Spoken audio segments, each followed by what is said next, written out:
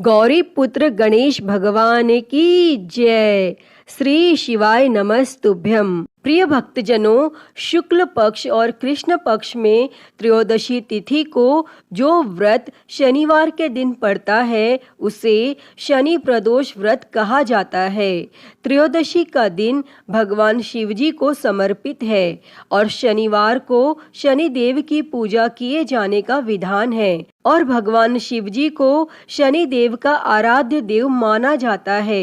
इस प्रकार शनि प्रदोष के दिन भगवान शिव जी और शनि देव की पूजा करने से व्यक्ति को शुभ फल की प्राप्ति होती है और शनि दोष का प्रभाव भी शीघ्र ही कम हो जाता है। और शनि प्रदोष का व्रत करने से किसी भी वस्तु की अभिलाषा हो तो उसकी पूर्ति होती है। इस व्रत को करने से पद या पदवी या फिर खोए हुए धन की प्राप्ति होती है और इस व्रत को करने से आपकी सारी मनोकामनाओं की पूर्ति होती है। तो प्रिय भक्तजनों, आज हम इस वीडियो में शनि प्रदोष व्रत की कथा सुनेंगे। तो आप सभी भक्तजन पूरी श्रद्धा से, ध्यान पूर्वक और प्रसन्न चित्त मन से इस कथा को सुनिएगा। तो आप सभी प्रेम से बोलिए श्री उमापति शंकर भगवान की जय, शनिदेव महाराज की जय, सर्व देवी देवता की जय। कथा के अनुसार प्राचीन काल में एक नगर सेठ थे। सेठ जी के घर में हर प्रकार की सुख सुविधाएं थीं, लेकिन संतान नहीं होने के कारण सेठ और सेठानी हमेशा दुखी रहते थे और काफी सोच विचार करके सेठ जी ने अपने काम को नौकरों को सौंप दिया और खुद सेठानी के साथ तीर्थ यात्रा पर निकल पड़े। और अपने नगर से बाहर निकलने पर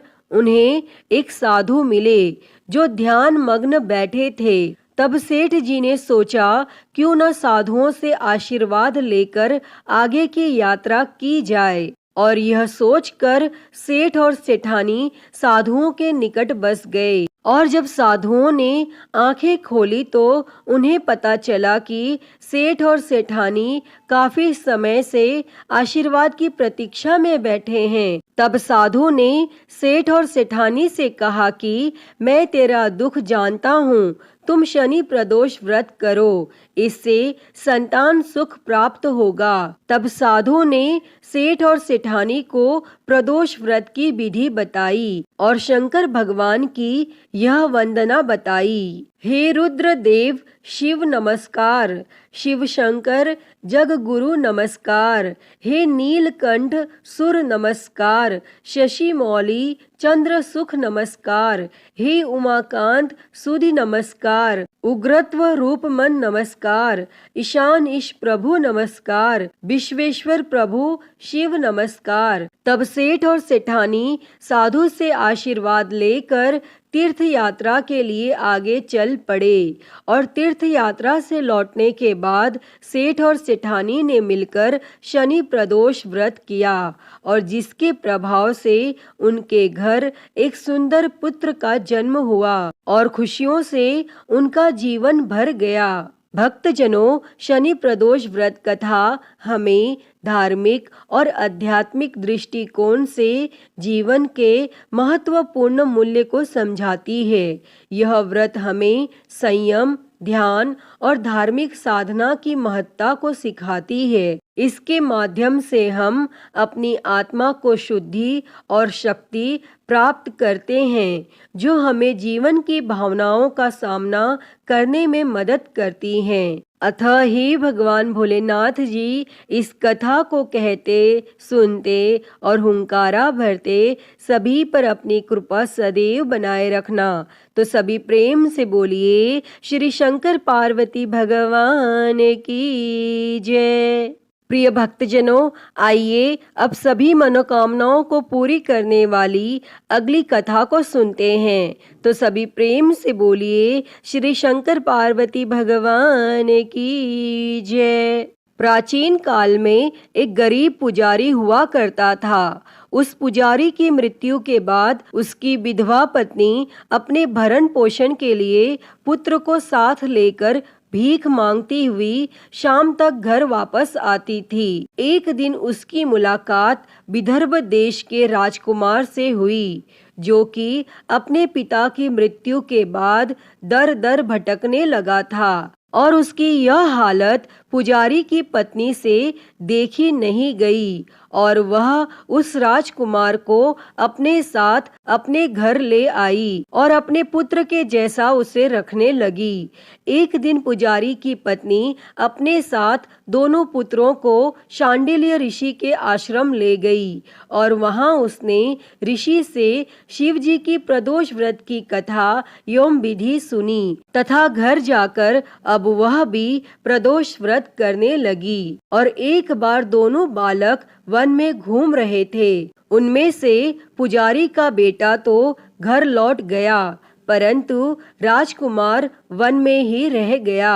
तब उस राजकुमार ने गंधर्व कन्याओं को क्रीड़ा करते हुए देखा तो उनसे वह बात करने लगा। उस कन्या का नाम अंशुमति था और उस दिन वह राजकुमार घर देरी से लौटा और राजकुमार दूसरे दिन फिर से उसी जगह पहुंचा जहां अंशुमति अपने माता पिता से बात कर रही थी। तभी अंशुमति के माता पिता ने उस राजकुमार को पहचान लिया तथा उससे कहा कि आप तो विदर्भ नगर के राजकुमार हो ना, आपका नाम धर्मगुप्त है। और अंशुमति के माता पिता को वह राजकुमार पसंद आया और उन्होंने कहा कि शिव जी की कृपा से हम अपनी पुत्री का विवाह आपसे करना चाहते हैं, क्या आप इस विवाह के लिए तैयार हैं? तब राजकुमार ने भी अपनी स्वीकृति दे दी तो उन दोनों का विवाह संपन्न हुआ और बाद में राजकुमार ने गंधर्व की विशाल सेना के साथ विदर्भ पर हमला किया और घमासान युद्ध कर विजय प्राप्त की तथा पत्नी के साथ राज्य करने लगा। और वहां उस महल में वह पुजारी की पत्नी और उसके पुत्र को आदर के साथ ले आया तथा साथ रखने लगा। तब पुजारी की पत्नी तथा उसके पुत्र के सभी दुख और दरिद्रता दूर हो गई और वे सुख से अपना जीवन व्यतीत करने लगे। और एक दिन अंशुमति ने राजकुमार से इन सभी बातों के पीछे का कारण और रहस्य पूछा। तब राजकुमार ने अंशुमति को अपने जीवन की पूरी बात बताई और साथ ही प्रदोष व्रत का महत्व और व्रत से प्राप्त फल से भी अवगत कराया। और उसी दिन से प्रदोष व्रत की प्रतिष्ठा और महत्व बढ़ गया तथा मान्यता अनुसार लोग यह व्रत करने लगे और कई जगहों पर अपनी श्रद्धा के अनुसार स्त्री और पुरुष दोनों ही यह व्रत करते हैं। इस व्रत को करने से मनुष्य के सभी कष्ट और पाप नष्ट होते हैं एवं मनुष्य को अभिष्ट की प्राप्ति होती है। तो सभी प्रेम से बोलिए श्री शंकर पार्वती भगवान की जय।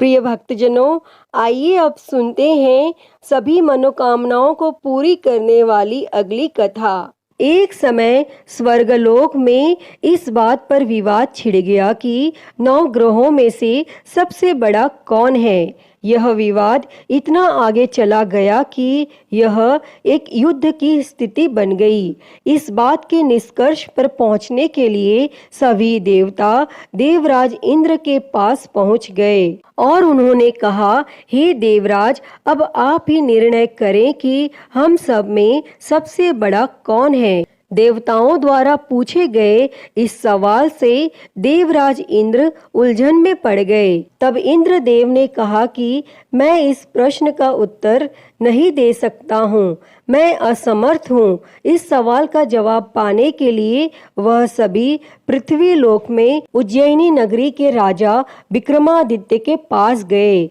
तब राजा विक्रमादित्य के महल पहुंचकर सभी देवताओं ने प्रश्न किया। इस पर राजा विक्रमादित्य भी असमंजस में पड़ गए।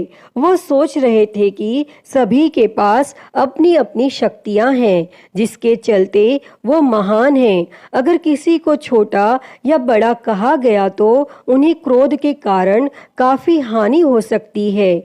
इसी बीच राजा को एक तरीका सूझा।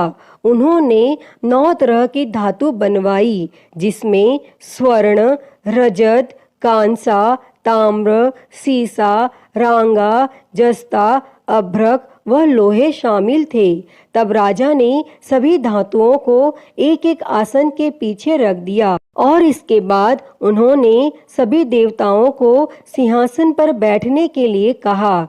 तब धातुओं के गुणों के अनुसार सभी आसनों को एक दूसरे के पीछे रखवा कर उन्होंने देवताओं को अपने अपने सिंहासन पर बैठने को कहा। और जब सभी देवताओं ने अपना अपना आसन ग्रहण कर लिया, तब राजा विक्रमादित्य ने कहा, इस बात का निर्णय हो चुका है, जो सबसे पहले सिंहासन पर बैठा है वही बड़ा है। यह देखकर शनि देवता बहुत नाराज हुए। उन्होंने कहा, राजा विक्रमादित्य, यह मेरा अपमान है। तुमने मुझे सबसे पीछे बिठाया है। मैं तुम्हारा विनाश कर दूंगा। तुम मेरी शक्तियों को नहीं जानते हो। तब शनि देव ने कहा, एक राशि पर सूर्य 1 महीने, चंद्रमा 2.25 महीने, मंगल 1.5 महीने, बुध और शुक्र 1 महीने, बृहस्पति 13 महीने रहते हैं, लेकिन मैं किसी भी राशि पर 7.5 वर्ष रहता हूँ। मैंने अपने प्रकोप से बड़े बड़े देवताओं को पीड़ित किया है। वो मेरा ही प्रकोप था कि भगवान राम को वन में जाकर रहना पड़ा था, क्योंकि उन पर 7.5 थी और रावण की मृत्यु भी इसी कारण हुई। अब तू भी मेरे प्रकोप से नहीं बच पाएगा। और शनि देव ने बेहद क्रोध में वहां से विदा ली और वहीं बाकी देवता खुशी खुशी वहां से चले गए। इसके बाद सब कुछ सामान्य ही चलता रहा। राजा विक्रमादित्य पहले की ही तरह न्याय करते रहे। दिन ऐसे ही बीतते रहे, लेकिन शनि देव अपना अपमान नहीं भूले। एक दिन शनि देव बदला लेने के लिए घोड़े के व्यापारी के रूप में राज्य पहुँचे। जब राजा विक्रमादित्य को इस बात का पता चला तो उन्होंने अपने अश्वपाल को कुछ घोड़े खरीदने के लिए भेजा। जब अश्वपाल लौट आया और राजा को बताया कि घोड़े बेहद ही कीमती हैं, तब राजा ने खुद जाकर एक सुंदर और शक्तिशाली घोड़ा पसंद किया और उसकी चाल देखने के लिए घोड़े पर सवार हो गए। जैसे ही राजा विक्रमादित्य घोड़े पर बैठे, वैसे ही घोड़ा बिजली की रफ्तार में दौड़ पड़ा। घोड़ा राजा को एक जंगल ले गया और वहां जाकर राजा को नीचे गिरा दिया और फिर कहीं वह गायब हो गया। तब राज्य का रास्ता ढूंढने के लिए राजा जंगल में भटकने लगा, लेकिन उसे कोई रास्ता नहीं मिला। और कुछ समय बाद उसे एक चरवाहा मिला और भूख प्यास से परेशान उस राजा ने चरवाहे से पानी मांगा। चरवाहे ने उसे पानी दिया और राजा ने उसे अपनी एक अंगूठी दे दी। तब रास्ता पूछकर राजा जंगल से निकल गया और पास में ही मौजूद एक नगर में पहुंच गया और एक सेठ की दुकान पर राजा ने कुछ आराम के लिए रुका और वहां सेठ से बातचीत करते हुए उसने बताया कि वह उज्जैनी नगरी से आया है। तब राजा कुछ देर तक उस दुकान पर बैठा। जितनी देर वो वहां बैठा, सेठ जी की काफी बिक्री हो गई। तब सेठ ने खुद को बहुत भाग्यवान समझा और सेठ ने राजा को अपने घर खाने पर आमंत्रित किया और सेठ के घर में एक खूंटी पर सोने का हार लटका था और उसी कमरे में वह राजा को छोड़कर चला गया और कुछ समय बाद खूंटी उस सोने के हार को निगल गई। तब सेठ ने विक्रमादित्य से वापस आकर पूछा कि उसका हार कहाँ है। तब राजा ने उसे हार गायब होने की बात बताई। इस पर सेठ ने क्रोधित होकर चोरी करने के अपराध में विक्रमादित्य के हाथ पांव काटने का आदेश दे दिया। तब राजा विक्रमादित्य के हाथ पांव काटकर उसे नगर की सड़क पर छोड़ दिया गया। फिर कुछ समय बाद विक्रमादित्य को एक तेली अपने साथ ले गया। तेली ने उसे अपने कोल्हू पर बैठा दिया। वह पूरा दिन बैलों को आवाज देकर हाँकता था और विक्रमादित्य का जीवन इसी तरह यापन होता रहा। और उस पर शनि की 7.5 थी, जिसके खत्म होने पर वर्षा ऋतु शुरू हुई। एक दिन राजा मेघ मल्हार गा रहा था। उसी समय उस नगर के राजा की बेटी राजकुमारी मोहिनी ने उसकी आवाज सुनी। उसे आवाज बेहद पसंद आई। मोहिनी ने अपनी दासी को भेजकर गाने वाले को बुलाने को कहा और जब दासी लौटी तो उसने अपंग राजा के बारे में मोहिनी को सब बताया। लेकिन राजकुमारी उसके मेघ मल्हार पर मोहित हो चुकी थी और अपंग होने के बाद भी वह राजा से विवाह करने के लिए मान गई। जब मोहिनी के माता पिता को इस बात का पता चला तो वो हैरान रह गए। तब रानी ने अपनी बेटी को समझाते हुए कहा कि तेरे भाग्य में किसी राजा की रानी का सुख है, तू इस अपंग से क्यों विवाह करना चाहती है। लेकिन समझाने के बावजूद भी राजकुमारी अड़ी रही और अपनी जिद को पूरा कराने के लिए राजकुमारी ने भोजन छोड़ दिया। तब अपनी बेटी की खुशी के लिए राजा रानी अपंग विक्रमादित्य से मोहिनी का विवाह कराने के लिए तैयार हो गए और दोनों का विवाह हुआ और वह तेली के घर रहने लगे। और उसी दिन विक्रमादित्य के सपने में शनि देव आए। उन्होंने कहा कि देखा तूने मेरा प्रकोप। तब राजा ने शनि देव से उसे क्षमा करने को कहा और उन्होंने कहा कि जितना दुख आपने मुझे दिया है उतना किसी और को मत देना। तब इस पर शनि देव ने कहा, राजा, मैं तुम्हारी प्रार्थना स्वीकार करता हूँ। जो कोई व्यक्ति मुझे पूजेगा, व्रत करेगा और मेरी कथा सुनेगा, उस पर मेरी कृपा दृष्टि हमेशा बनी रहेगी। सुबह जब राजा विक्रमादित्य की नींद खुली तो उसने देखा कि उसके हाथ पांव वापस आ गए हैं और उन्होंने मन ही मन में शनि देव को नमन किया। और राजकुमारी भी विक्रमादित्य के हाथ पैर देखकर हैरान रह गई। तब राजा ने शनि देव के प्रकोप की कथा सुनाई और जब सेठ को यह बात पता चली तो वह तेली के घर पहुंचा। उसने राजा विक्रमादित्य से उनके पैरों में गिरकर माफी मांगी। तब राजा ने सेठ को माफ कर दिया और सेठ ने राजा से उसके घर जाकर भोजन करने के लिए कहा और भोजन करते हुए अचानक से ही खूंटी ने हार उगल दिया और सेठ जी ने अपनी बेटी का विवाह भी राजा के साथ कर दिया और सेठ ने उसे स्वर्ण आभूषण, धन आदि देकर राजा के साथ विदा कर दिया। तब राजा विक्रमादित्य अपनी दोनों पत्नियों यानी राजकुमारी मोहिनी और सेठ की बेटी के साथ अपने राज्य उज्जैनी पहुँचे। सभी ने उनका स्वागत किया। इसके बाद राजा विक्रमादित्य ने पूरे राज्य में घोषणा करते हुए कहा कि आज से शनि देव सब देवों में सर्वश्रेष्ठ माने जाएंगे और साथ ही शनि देव का व्रत करें और व्रत कथा जरूर सुनें।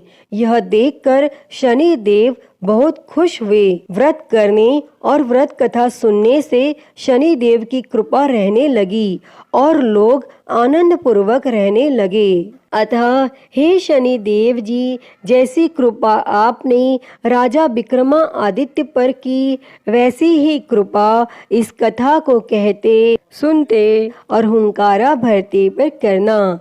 तो बोलिए शनि महाराज की जय, नवग्रह देवताओं की जय। प्रिय भक्तजनों, आइए सुनते हैं श्री उमापति महादेव जी की आरती। तो सभी प्रेम से बोलिए हर हर महादेव। जय शिव ओमकारा, हो भोले भज शिव ओमकारा। ब्रह्मा विष्णु सदा शिव, भोले भोलेनाथ महाशिव। अर्धांगी धारा, ओम हर हर हर महादेव।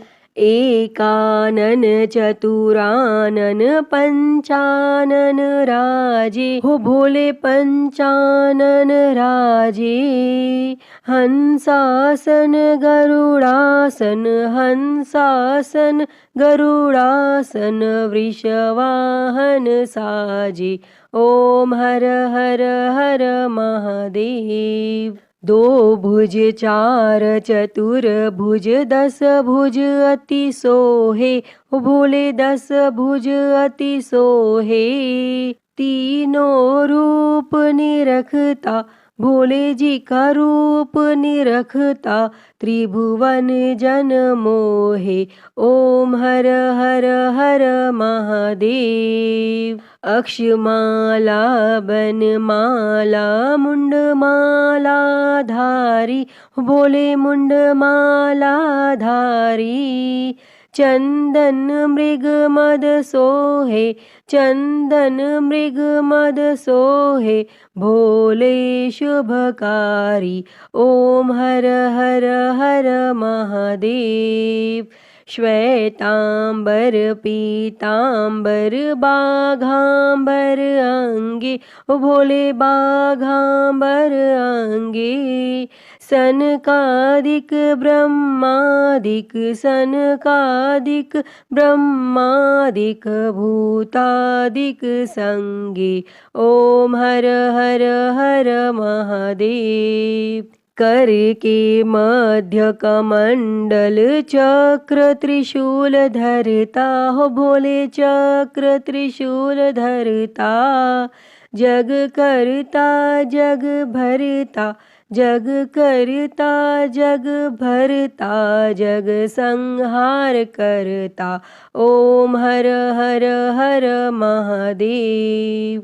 ब्रह्मा विष्णु सदा शिव आजीवन एका हो बोले जानत अविवेका।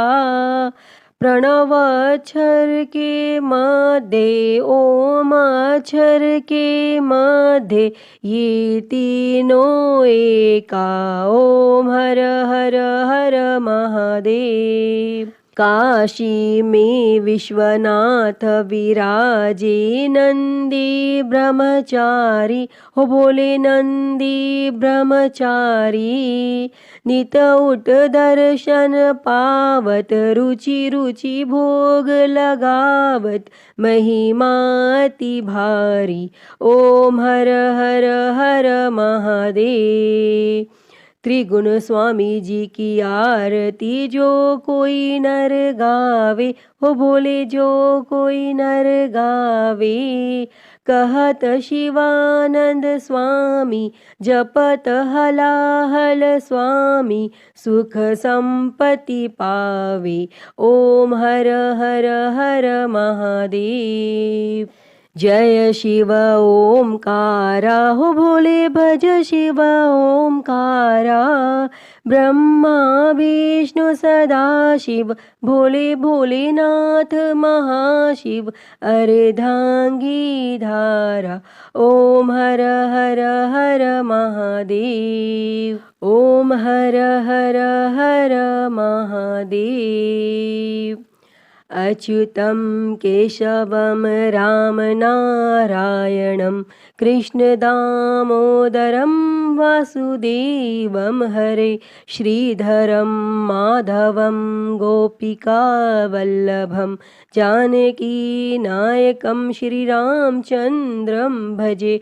हरे राम राम राम हरे हरे। हरे कृष्णा कृष्णा कृष्णा हरे हरे। हरे राम राम राम हरे हरे। हरे कृष्णा कृष्णा कृष्णा हरे हरे।